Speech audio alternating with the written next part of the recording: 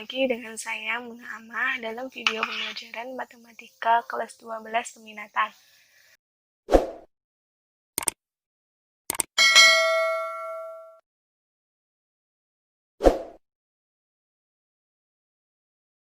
Bagaimana kabarnya teman-teman hari ini? Semoga sehat selalu dan tetap jaga kebersihan ya. Tetap ikuti aturan protokol kesehatan dari pemerintah. Di video kali ini kita akan belajar tentang kemonotonan suatu fungsi, khususnya fungsi trigonometri, di mana kita akan mencari suatu interval x yang nantinya fungsi fx itu dapat dikatakan sebagai fungsi naik maupun fungsi turun. Nah, untuk lebih jelasnya, sebelum mempelajari materi tentang kemonotonan fungsi, alangkah lebih baiknya kita mengetahui tujuan pembelajaran pada pertemuan kali ini atau pada video kali ini. Nah, tujuan yang pertama yaitu siswa dapat memahami keterkaitan antara turunan fungsi trigonometri dengan selang kemonotonan pada fungsi trigonometri. Yang kedua, siswa dapat menentukan selang atau interval kemonotonan fungsi trigonometri. Manfaat kita belajar tentang kemonotonan fungsi, khususnya fungsi trigonometri, kalau secara umum, manfaat kita mempelajari tentang turunan fungsi trigonometri, yang pertama kita dapat menentukan besaran arus listrik yang mengalir. Kemudian sebenarnya banyak manfaat yang lainnya yang bisa kalian cari lewat Google atau lewat sumber yang lainnya ya. Kemudian untuk teknik penilaian pada pertemuan kali ini atau pada video kali ini yaitu saya akan menilai dari dua aspek. Yang pertama dari tugas mandiri, di mana kalian nanti mengumpulkan tugas yang sudah saya berikan, mengumpulkan tepat waktu sesuai dengan jadwal yang saya berikan. Kemudian yang kedua yaitu melalui pengamatan di mana kalian nantinya absen apakah sesuai dengan jam PJJ-nya, jam pembelajarannya di YouTube. Kemudian waktu pengumpulan kalian apakah sudah disiplin atau belum, gitu ya.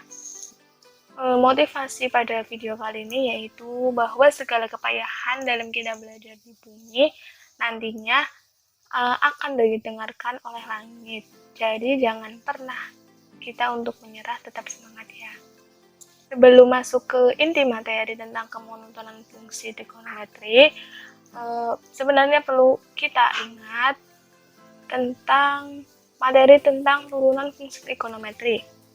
Nah, yang nantinya itu materi turunan fungsi trigonometri akan menjadi bekal kita dalam menyelesaikan masalah pada kemonotonan fungsi trigonometri. Apabila kalian sudah lupa tentang turunan fungsi trigonometri, khususnya turunan pertama, silakan buka kembali buku catatannya. Untuk materi persamaan fungsi trigonometri juga sangat dibutuhkan nantinya dalam materi ini. Sebenarnya untuk menentukan kemonotonan suatu fungsi atau suatu fungsi dapat dikatakan sebagai fungsi naik ataupun fungsi turun, kita cukup melihat grafiknya atau kurvanya saja. Nah, coba perhatikan gambar pada slide. Pada gambar pertama, pada koordinat X, kita peroleh ada A kurang dari P, P kurang dari Q, dan Q kurang dari B. Kemudian diperoleh FA kurang dari FP, FP kurang dari FQ, dan FQ itu kurang dari FP. Nah, grafik tersebut atau kurva tersebut kan melengkung ke atas. Nah, itu dinamakan sebagai fungsi naik. Sedangkan pada gambar kedua, pada koordinat X-nya, A kurang dari P, P kurang dari Q, Q kurang dari B. Dan diperoleh FA lebih dari FP, FP lebih dari FQ, dan FQ lebih dari FB. Itu kan grafiknya melengkung ke bawah, jadi itu dinamakan sebagai fungsi turun. Kita bisa bandingkan antara dua grafik tersebut, antara dua kurva tersebut.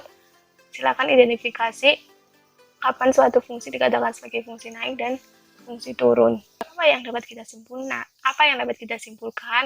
Nah, tadi kita sudah menyimpulkan bahwa jika P dan Q memenuhi A kurang dari P, P kurang dari Q, dan Q kurang dari B, diperoleh di sini FP kurang dari FQ. Berarti fungsi tersebut dikatakan sebagai fungsi naik. Di sini grafiknya juga sudah ditampilkan lagi, grafik yang tadi kalian bisa perhatikan. Kemudian yang kedua, jika P dan Q memenuhi A kurang dari P, P kurang dari Q, dan Q kurang dari B, sehingga diperoleh FP lebih dari FQ. Nah, di sini kan FP lebih dari FQ, fungsi tersebut dikatakan sebagai fungsi turun. Coba perhatikan kurvanya juga sudah ditampilkan. Silahkan kaitkan atau analisis antara grafik dengan kata-kata ini ya, sehingga nantinya kita dapat membedakan kapan suatu fungsi dikatakan sebagai fungsi naik ataupun fungsi turun. Untuk menentukan kemonotonan atau suatu fungsi dikatakan fungsi naik maupun fungsi turun, selain dilihat dari kurvanya, kita juga dapat menentukannya dari turunan pertama fungsi tersebut. Nah, di sini dijelaskan naik turunnya suatu fungsi fx atau kemonotonan fungsi fx dalam suatu interval tertentu dapat dilihat dari turunan pertamanya. Nah, misalkan f adalah fungsi yang bernilai real dan dapat diturunkan pada suatu interval x elemen interval AB, jika f aksen x lebih dari 0 atau turunan pertama fx itu lebih dari 0, maka fungsi tersebut dikatakan sebagai fungsi naik. Kemudian jika f aksen x atau turunan pertama fungsi fx kurang dari 0, maka fungsi tersebut disebut sebagai fungsi turun. Lalu jika f aksen x sama dengan 0, maka fungsi tersebut disebut sebagai fungsi konstan karena tidak mengalami kenaikan atau tidak mengalami turun. Nah, biasanya kan kalau fungsi konstan kan bentuk kurvanya horizontal. Nah, itu kan tidak mengalami kenaikan maupun keturunan, jadi tidak mengalami fungsi naik maupun fungsi turun. Jadi fungsi tersebut dinamakan fungsi konstan jika f aksen x sama dengan 0.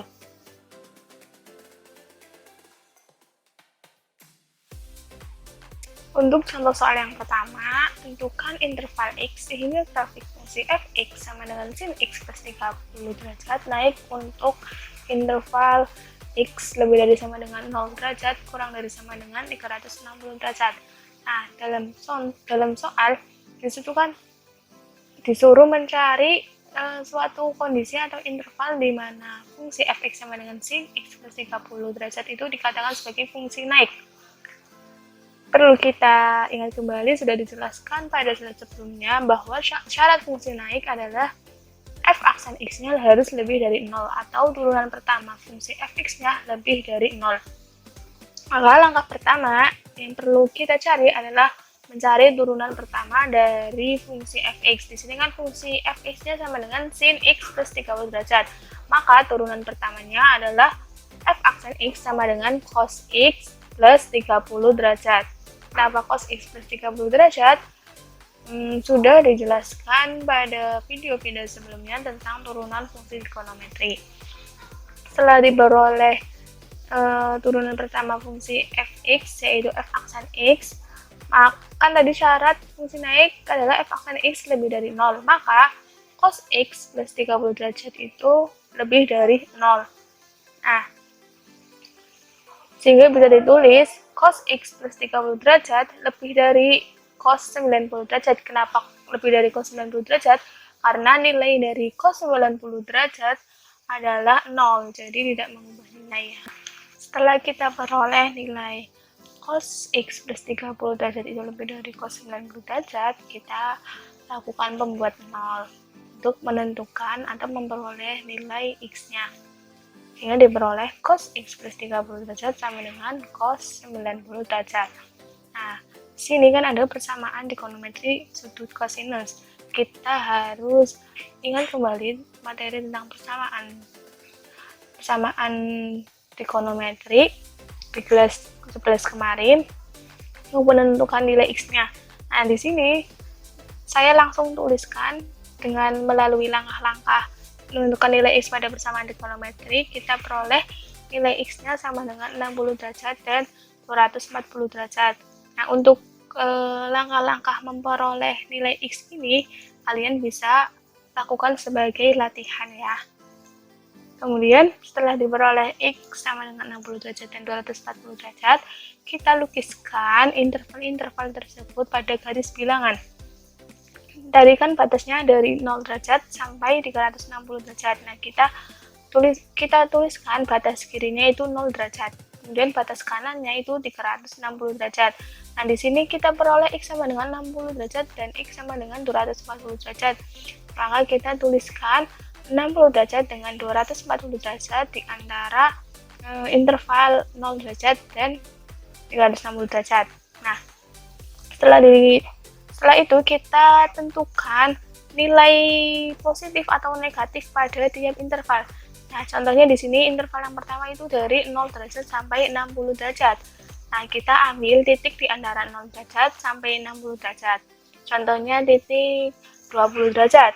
Nah, kemudian kita substitusikan 20 derajat itu ke rumus turunan pertama fungsinya. Di sini kan rumus turunan pertamanya kan tadi diperoleh cos X plus 30. Maka untuk X sama dengan 20, maka cos 20 plus 30 derajat. Cos 20 plus 30 kan jadi cos 50 derajat. Cos 50 derajat karena berada di kuadran pertama, maka hasilnya pasti positif. Syarat fungsi naik kan dari f aksen X-nya lebih dari 0. Nah, berarti kan tadi cos 50 derajat lebih dari 0. Ya kan, cos 50 derajat lebih dari 0. Karena nilai cos ada di kuadran pertama positif, maka otomatis cos 50 derajat itu lebih dari 0. Jadi, nilai atau daerah pada interval 0 derajat sampai 60 derajat itu positif, bernilai positif. Pada sudut 60 derajat itu bendarannya bolong, karena misalkan kita substitusikan nilai X sama dengan 60 derajat pada rumus turunan pertamanya, kita peroleh cos 90 derajat. Sedangkan cos 90 derajat itu hasilnya 0. Nah, 0 kan tidak termasuk bilangan positif maupun bilangan negatif. 0 itu bilangan netral. Jadi, nilai untuk 60 derajat itu di sini bundarannya bolong, gitu ya. Begitu pula pada sudut 240 derajat. Seperti itu. Kemudian kita cari titik di antara interval berikutnya, yaitu dari 60 derajat sampai 240 derajat. Misalkan kita ambil kita ambil sudut 120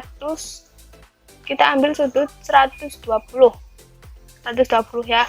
Jadi kita substitusikan ke rumus turunan pertamanya, yaitu cos X plus 30 derajat. Jadi untuk X sama dengan 120 derajat, nilai turun pertamanya adalah cos 120 plus 30 derajat. Maka cos 150 derajat. Nah, 150 derajat itu berada di kuadran kedua. Nah, sedangkan di kuadran kedua, nilai kosinus itu negatif. Jadi, cos 150 derajat lebih dari 0 itu tidak memenuhi, karena sebenarnya cos 150 derajat itu kurang dari 0. Jadi, tanda di interval 60 derajat sampai 240 derajat itu tandanya negatif, karena nilai turunan pertama pada interval tersebut itu hasilnya negatif. Tadi kan kita sudah ambil salah satu titik atau contoh satu titik kan. Kemudian untuk interval berikutnya, yaitu dari 240 derajat sampai 360 derajat. Nah, kita misalkan ambil titik 270 derajat. Kita substitusikan ke turunan pertamanya, jadi cos misalkan f aksen 270 derajat kan berarti f aksen 270 derajat sama dengan cos 270 derajat plus 30 derajat. Sehingga diperoleh cos dari 300 derajat. Nah, 300 derajat itu berada di kuadran keempat. Sedangkan di kuadran keempat juga nilai kosinus itu positif. Jadi, spekulasi atau asumsi bahwa f aksen X lebih dari 0 itu memenuhi untuk X sama dengan 270 derajat. Kan karena di kuadran keempat nilai kosinus positif, otomatis lebih dari 0. Jadi nilai untuk interval dari 240 derajat sampai 360 derajat itu nilainya positif. Tadi kita sudah ambil salah satu titiknya, yaitu titik X sama dengan 270 derajat.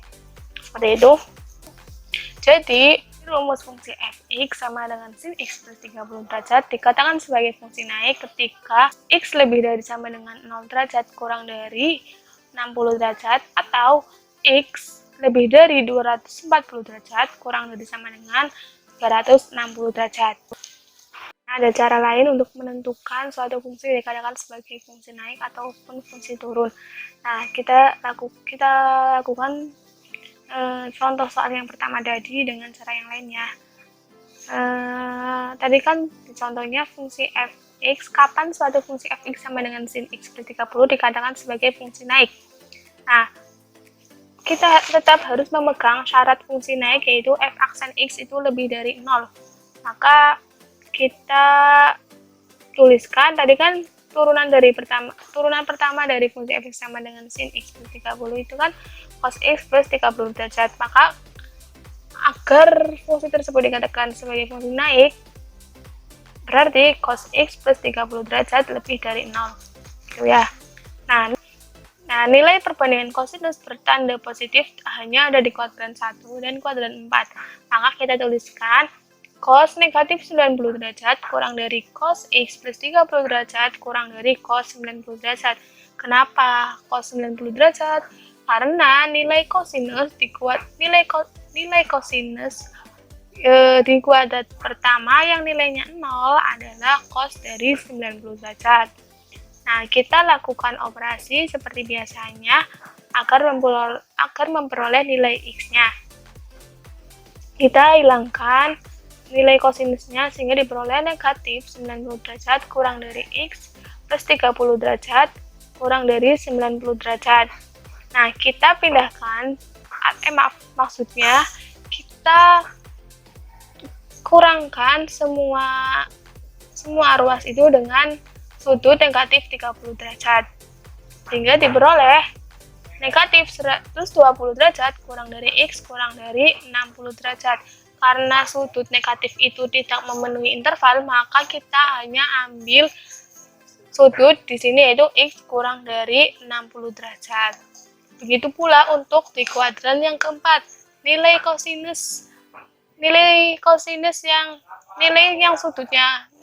sudut kosinusnya itu 0, yaitu cos 270 derajat. Nah, kita lakukan dengan langkah-langkah yang sama tadi sehingga diperoleh x itu lebih dari 240 derajat. Seperti itu ya. Jadi hasilnya sama dengan cara yang pertama maupun dengan cara yang ini. Kita beroleh suatu fungsi fx sama dengan sin x plus 30 derajat dikatakan sebagai fungsi naik ketika x kurang dari 60 derajat atau x lebih dari 240 derajat. Kemudian untuk contoh soal yang kedua, tentukan interval x sehingga grafik fx sama dengan cos 2x min 60 derajat turun untuk interval dari x lebih dari sama dengan 0 derajat kurang dari sama dengan 180 derajat. Nah, kita perhatikan di sini disuruh mencari fungsi fx dikatakan sebagai fungsi turun. Maka syarat fungsi turun yaitu f aksen x-nya itu kurang dari 0 derajat. Maka kita harus mencari turunan pertama dari fungsi fx sama dengan cos 2x min 60 derajat. Kita beroleh turunan pertama dari fungsi fx sama dengan cos 2x min 60 derajat yaitu negatif 2 sin 2x min 60 derajat. Karena fungsi turun maka kurang dari 0. Sehingga diperoleh negatif 2 sin 2x min 60 derajat kurang dari 0. Sama hasilnya dengan sin 2x min 60 derajat lebih dari 0. Kenapa tandanya berubah jadi lebih dari 0? Karena kan tadi di atas ada negatif 2 dikali sin 2x min 60 derajat itu kurang dari 0. Artinya nilai dari negatif 2 sin 2x min 60 derajat itu kan negatif. Nah, negatif itu disebabkan dari perkalian dengan bilangan negatif 2, karena kan pasti kalau negatif dikalikan positif itu kan hasilnya negatif. Tidak mungkin kan, karena kalau negatif 2 dikali negatif sin 2x min 60 derajat itu hasilnya negatif kan, nggak mungkin kan, pasti nilai sin 2x min 60 nya itu positif. Jadi kita tuliskan, kita hilangkan negatif 2 nya itu, sehingga kita peroleh sin 2x min 60 derajat itu lebih dari 0. Sampai sini maksudnya. Setelah diperoleh sin 2x min 60 derajat lebih dari 0, kita cari sudut yang nilai sinusnya itu 0. Kita peroleh sudut 0 derajat. Nah, sin dari sudut 0 derajat kan hasilnya 0. Jadi, kita bisa tuliskan sin 2x min 60 derajat itu lebih dari sin 0. Kemudian kita lakukan seperti biasa, kita pembuat 0, sehingga kita tuliskan sin 2x min 60 derajat sama dengan sin 0.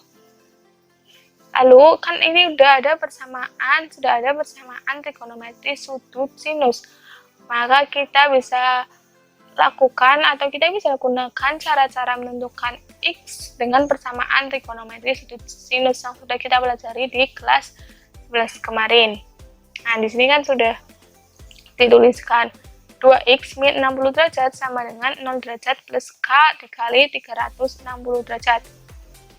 Bisa diingat kembali bahwa jika ada sin X sama dengan sin alfa, maka X sama dengan alfa derajat plus K dikali 360 derajat, atau X sama dengan 180 derajat dikurangi alfa plus K dikali 360 derajat.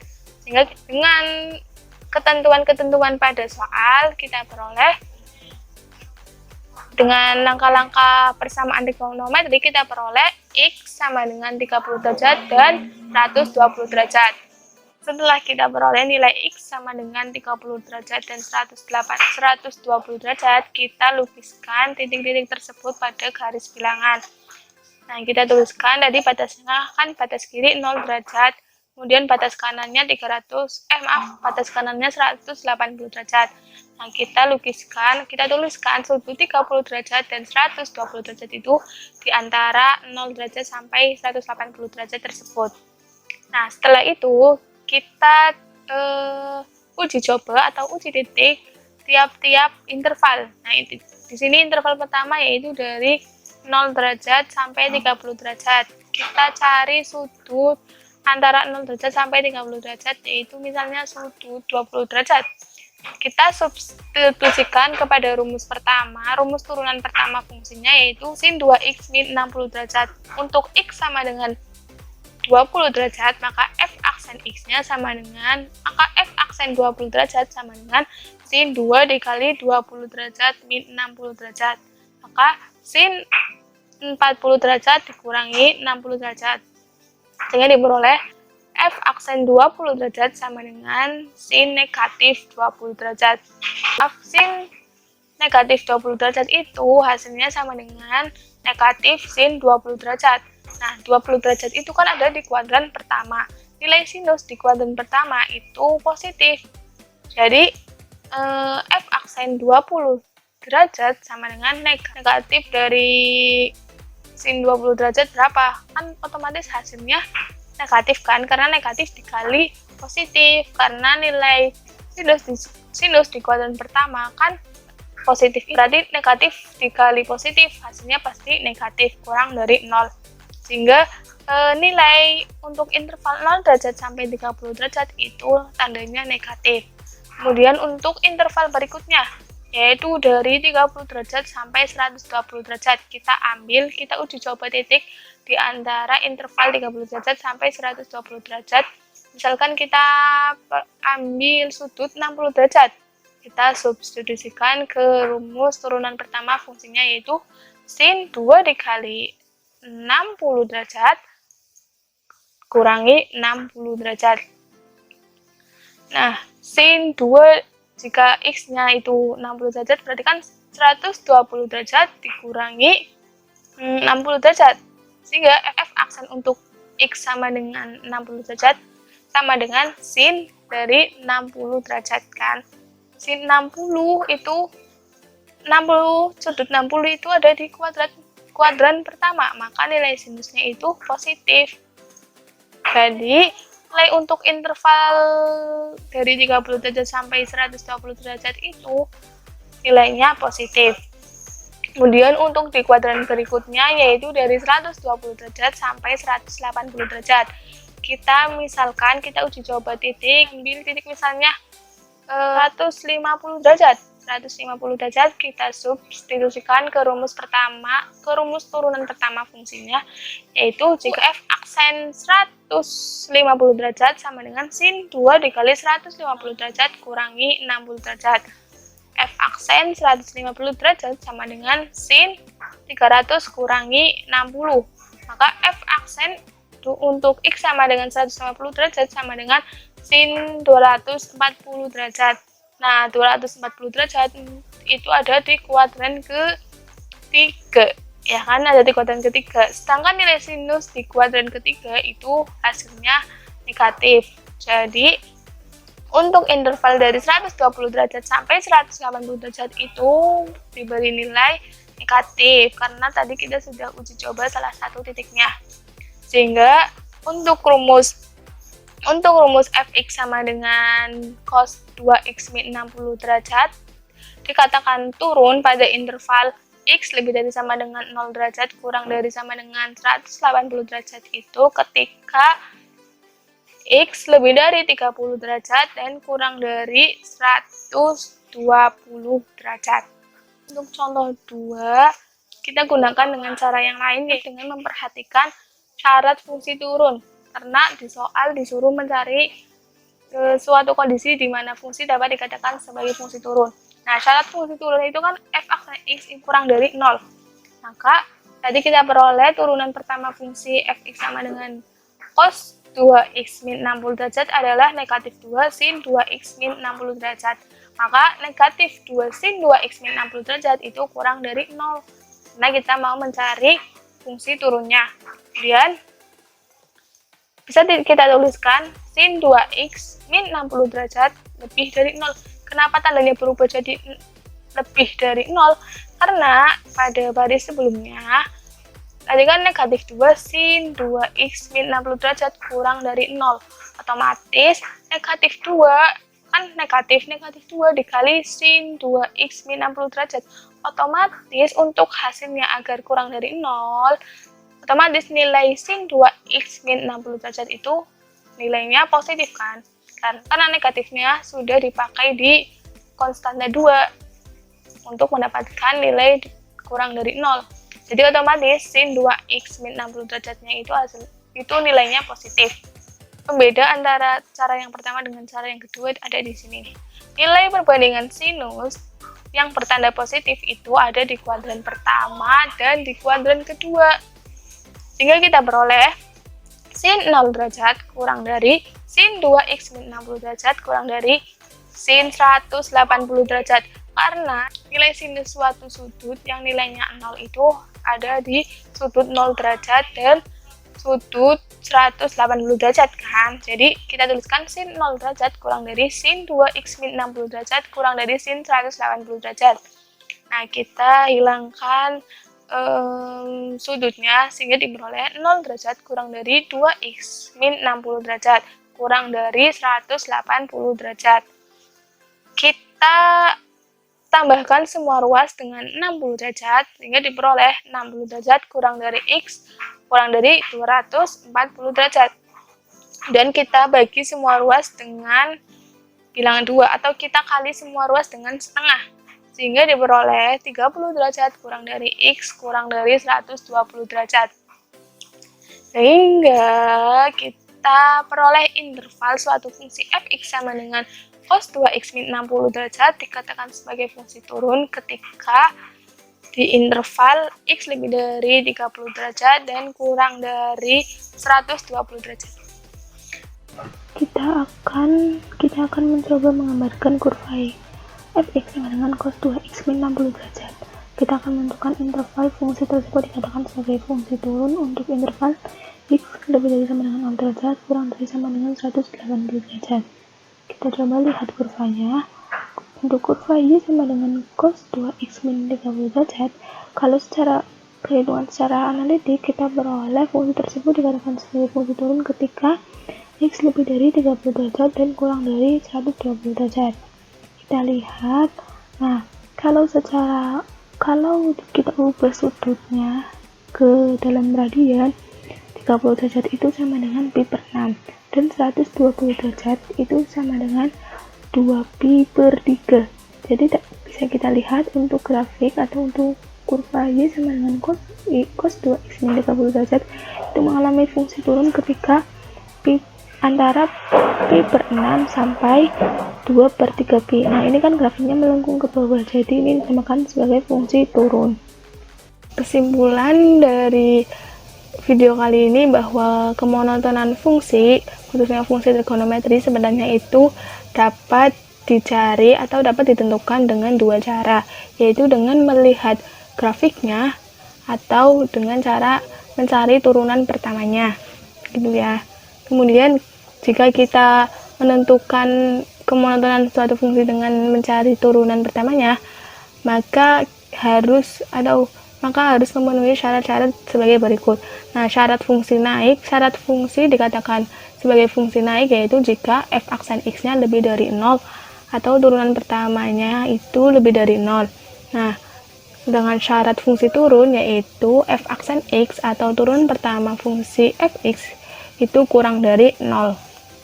Lalu jangan lupa kerjakan tugas yang sudah saya berikan di halaman terakhir pada modul. Kerjakan dengan teliti, dengan baik, dikumpulkan sesuai jadwal ke email saya seperti biasa, gitu ya. Sekian dari saya, terima kasih, kurangnya mohon maaf. Apabila ada pertanyaan bisa ditanyakan di kolom komentar YouTube atau di email, silakan. Wassalamualaikum warahmatullahi wabarakatuh.